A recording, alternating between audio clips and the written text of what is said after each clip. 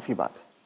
तो अब जो आदमी 75 का हो गया, उसने खुद अपनी लंबी उम्र की तैयारी ही नहीं करी, और जब उसने कोई तैयारी खुद नहीं करी है तो उसका परिवार या उसके समाज उनको कैसे तैयारी, वो कैसे तैयारी करेंगे? तो आपका ये कहने का मतलब है कि पहले तो शायद वो 60 साल तक जीता तो बहुत बड़ी बात थी, तो जब तक वो कमा रहा था वो जी रहा था, अब वो 80 साल तक जी रहा है। तो इसके जो परिणाम है वो भी इकोनॉमिक एंगल मुझे समझाइए।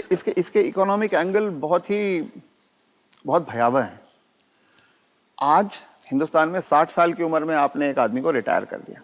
आदमी को अगर 80 साल तक जीना है तो 20 साल के लिए उसको अपना इंतजाम करना है। उसकी पत्नी 10 साल छोटी है तो 30 साल के लिए पत्नी के लिए इंतजाम करना है। औरतें आमतौर पे 5 से 7 साल ज़्यादा जीती हैं, तो 35 साल के लिए उसे अपनी पत्नी के लिए फाइनेंशियल इंतजाम करना है और 20 साल के लिए खुद के लिए इंतजाम करना है।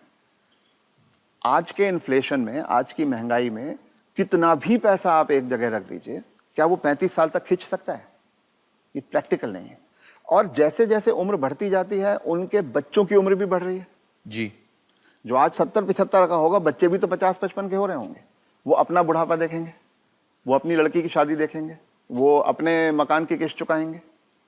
तो जो पीढ़ियों के बीच की जो दूरियां हैं वो बढ़ती जाती हैं। ये इकोनॉमिक वजह से बढ़ रही है। इकोनॉमिक वजह से बढ़ रही हैं। तो अब वो जो कॉन्सेप्ट है कि 60 साल की उम्र में हम रिटायर हो जाएं, उससे बाहर निकलना होगा। जब तक शरीर साथ देता है काम करते रहना है और 2 पैसे कमाते रहना है जी। कुछ करके किसी तरह से अपनी आर्थिक स्वतंत्रता को कायम रखना चाहिए, जितने ज्यादा से ज्यादा समय तक हम रख सकते हैं। अपने आप को वोकल रखना भी बहुत ज्यादा जरूरी है। अगर मेरी परवाह मेरे परिवार वाले नहीं कर रहे हैं और अगर अड़ोसी पड़ोसी इस बात को जान जाएं तो कोई भी बुजुर्ग कभी भी किसी परेशानी का सामना नहीं करता, क्योंकि तो चुप ना रहें। चुप रथ ना साहब रहें। ये कह रहे हैं कि चुप ना रहें। अगर आपके बच्चे आपके साथ व्यवहार ठीक नहीं कर रहे हैं सबको बताएं। तो आप सबको बताएं। जी।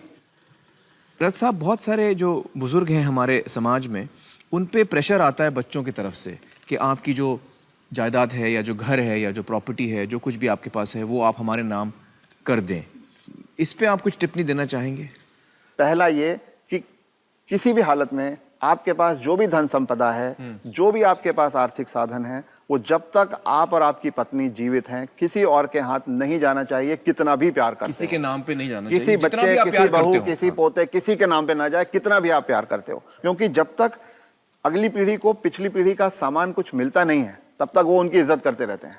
वो हाथ पांव भी दबाएंगे, वो अस्पताल भी ले जाएंगे, वो दवा दारू भी करेंगे। और वो ही माँ बाप सबसे ज्यादा सफर करते हैं जो अपने प्यार के कारण उमड़ते चले जाते हैं। मेरा बेटा, मेरी बेटी, मेरी बहू, मेरा पोता, जो ये मेरा मेरा करना जिसने शुरू किया, बस वहीं से उनके दुर्गति के दिन शुरू हो जाते हैं।